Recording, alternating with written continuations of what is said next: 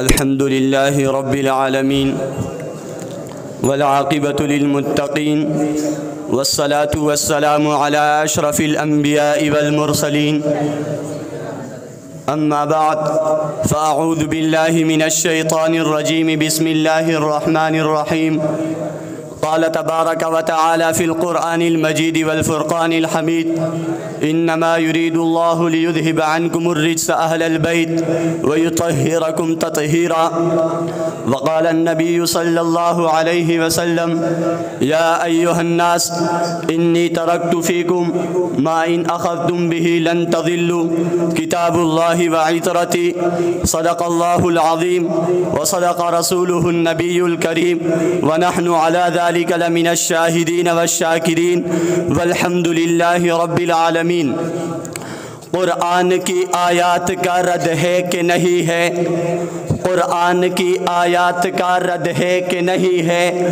جو دشمن اہل بیت ہے بد ہے کہ نہیں ہے؟ اور چہرے پہ اتر آئی ہے کالک تیرے دل کی، چہرے پہ اتر آئی ہے کالک تیرے دل کی، یہ بغض اہل بیت کی سند ہے کہ نہیں ہے؟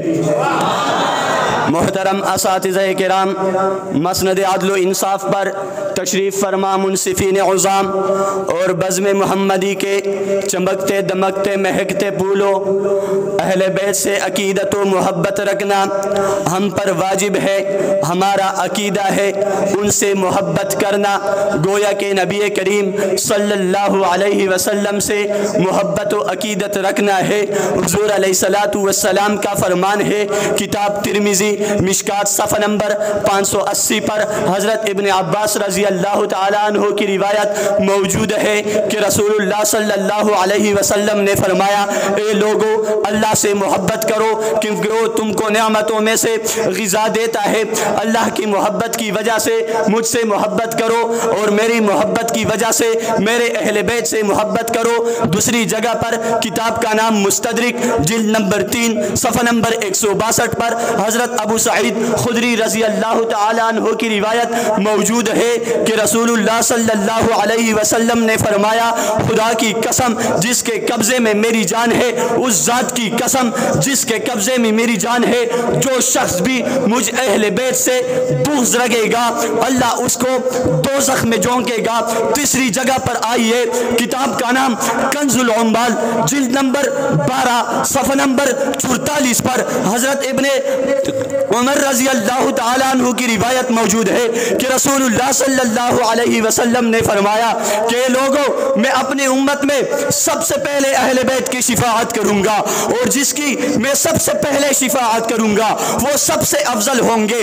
آگے چل کر آئیے، دوسری جگہ پر چلتے ہیں. ترمذی اور مشکات میں حضرت جابر رضی اللہ تعالیٰ عنہ کی روایت موجود ہے کہ رسول اللہ صلی اللہ علیہ وسلم کو خطبہ حجت الوداع والے دن میں نے قصوہ نامی اونٹنی پر سوارتے دیکھا اور فرمایا: اے لوگو، میں تمہارے درمیان دو چیزیں چھوڑ کر جا رہا ہوں، دو چیزیں چھوڑ کر جا رہا ہوں، اگر تم اس کو مضبوطی سے تھامے رکھو گے خدا کی قسم تم گمراہ نہیں ہو سکتے.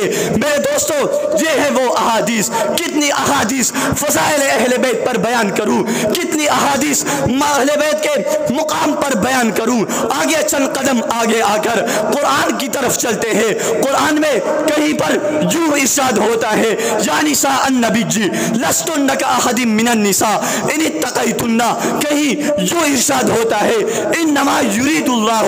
اللہ کا انداز بھی بڑا عجیب ہے. انما یرید اللہ، اللہ کہتے ہیں اے محمد میں اب فیصلہ کر چکا ہوں، جو بھی ہو جائے، جس عائشہ کو، جس خدیجہ کو، جس ام سلمہ کو، جس ام حبیبہ کو، جس حفصہ کو میں نے چن کر تیرے عقد میں رکھا، تیرے نکاح میں رکھا، تیرے گھر میں لا کے رکھ دیا میں نے. اب فیصلہ بھی میں نے کرنا ہے، جب چنا میں نے تو فیصلہ بھی میں نے کرنا ہے. لیذہب عنکم الرجس، کہ تیرے گھر میں لا کر میں خود ان کو آپ پاک کر رہا ہوں. میرے دوستو، تو قرآن کے حقیقی اہل بیت ازواج رسول ہے. قرآن کے حقیقی اہل بیت حضور علیہ السلام کی ساری بیویاں ہیں. قرآن کی حقیقی اہل بیت ام سلمہ، ام حبیبہ، یہ تمام عائشہ خدیجہ ہے۔ میرے دوستو جب یہ آیت اتری حضور علیہ السلام نے حضرت فاطمہ کو، حضرت علی کو، حسنین کریمین رضوان اللہ تعالی علیہم اجمعین کو بلا کر اپنے پاس بٹھا کر کملی والی چادر اوپر کھول کر فرمایا اللہم ہؤلاء اہل بیتی، یا اللہ ان کو بھی میرے اہل بیت میں شامل فرما۔